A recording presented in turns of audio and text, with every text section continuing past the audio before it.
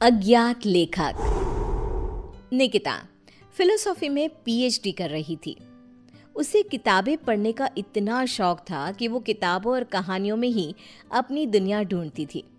निकिता जब ग्रेजुएशन में थी तो उसने एक किताब पढ़ी थी, वर्ड्स नॉट सेड। तब से ही उसे उस राइटर से एक अटैचमेंट सी हो गई थी। उसने राइटर का नाम पता करने की बहुत कोशिश की पर कुछ पता ही नहीं चला। एक दिन वो अपनी फ्रेंड से कहती है, कितने दिन हो गए, आज तक मैं उस राइटर के बारे में कुछ पता नहीं लगा सकी।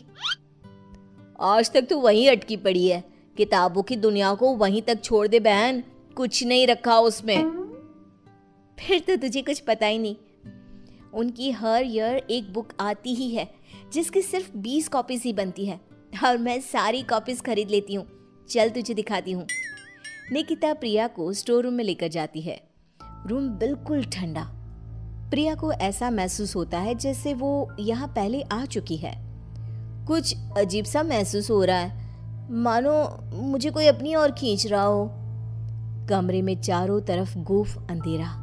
अपने फोन की फ्लैश लाइट ऑन कर निकिता फोन को चारों तरफ घुमाती है। हर तरफ बस उस अज्ञात राइटर की ही किताबें थी। सारी बुक्स को यहाँ छिपा कर रखती हूँ मैं, मेरे अलावा यहाँ कोई भी आता नहीं, इसीलिए इस बात की घर पर किसी को भनक तक नहीं है। ऐसा क्या होता है उनकी किताबों में कि तू इतनी दीवानी हो गई है उस राइटर की।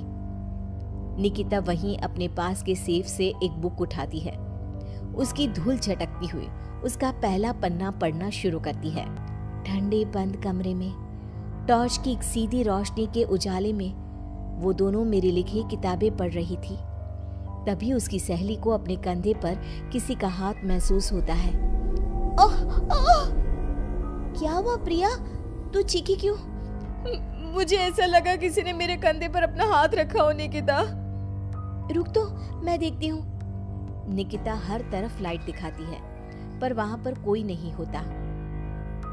देख तो, कहाँ कोई है यहाँ? छोड़, तू कहानी सुन।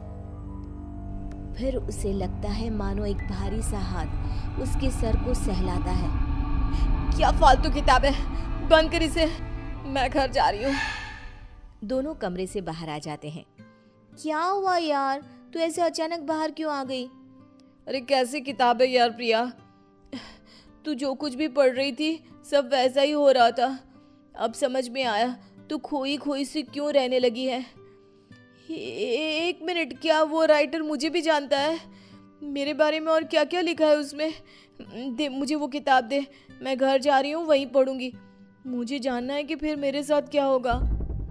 निकिता के लाख मना करने के बाद भी प्रिया एक बुक लेकर चली जाती है और उसी दिन से उसका नंबर ऑफ आने लगता है। अगली सुबह निकिता को अपने घर के गेट पर ही वही बुक एक एनवलप में रैप्ड मिलता है। एक हफ्ते तक प्रिया की कोई खबर नहीं मिलती। निकिता किताब का पन्ना पलटती है जहां प्रिया के गायब होने के बाद टू बी कंटिन्यूड लिखा था। अब मैं नेक्स्ट पार्ट का वेट नहीं कर सकती। प्रिया मेरे कारण ही गुमशुदा हुई है, पर मैं क्या करूं? निकिता एनवलप में आए बुक को खोलती है जिसमें एक एड्रेस होता है, एक ऐसी जगह जिसका नाम गूगल पर भी मौजूद नहीं था। पर निकिता बस पकड़कर निकल पड़ती है। पालन खेत। ये तो वही जगह है। मंजिल ने राही को ढूंढ ही लिया। निकिता जैसे ही बस से उतरती है, बस गायब हो जाती है। लगता है ये बस मुझे यहाँ लाने के लिए ही आई थी। निकिता रोड से जंगल की ओर बढ़ती है। अंदर चलते हुए उसे एक खंडर दिखता है जिसके अंदर वो जाती है। अंदर उसे एक लड़का डायरी लिखते हुए दिखता है। अरे आ गई आप, आइए आइए। आप ही है वो राइटर? मुझे बताइए कहाँ है प्रिया? वहां देखो।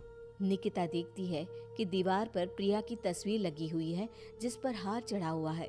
प्रिया की फोटो के साथ वहां कई और लोगों की तस्वीरें भी थी। ये सब क्या है? मेरी कलम श्रापित है, मैं ना भी चाहूं तो भी ये चलेगी। जिस किसी का जिक्र ये करती है उसे मार कर ही दम लेती है। ये सिलसिला शुरू हुआ था जब मैं 16 साल का था। एक नदी के किनारे मुझे ये पेन मिली।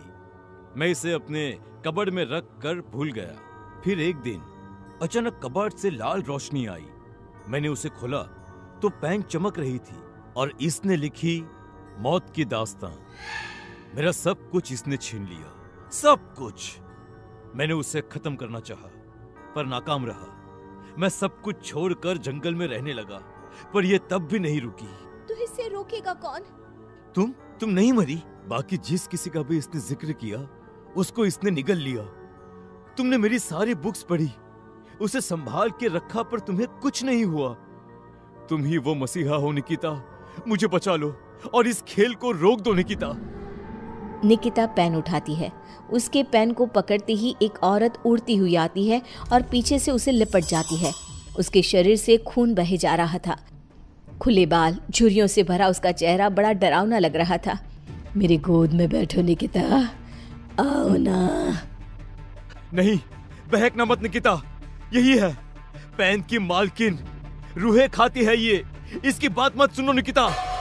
लिखो निकिता, फिर वो लड़की खुद को मार देती है। निकिता पेन उठाती है और लिखती है। करण उछलकर दूर गिर जाता है।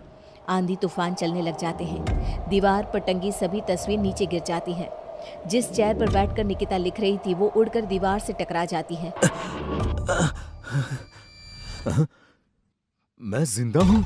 निकिता, तुमने ऐसा क्या लिखा था? और कालिंदी की आत्मा पेन के साथ ही खत्म हो गई। ये लिखकर मैंने पेन की नींव तोड़ दी थी।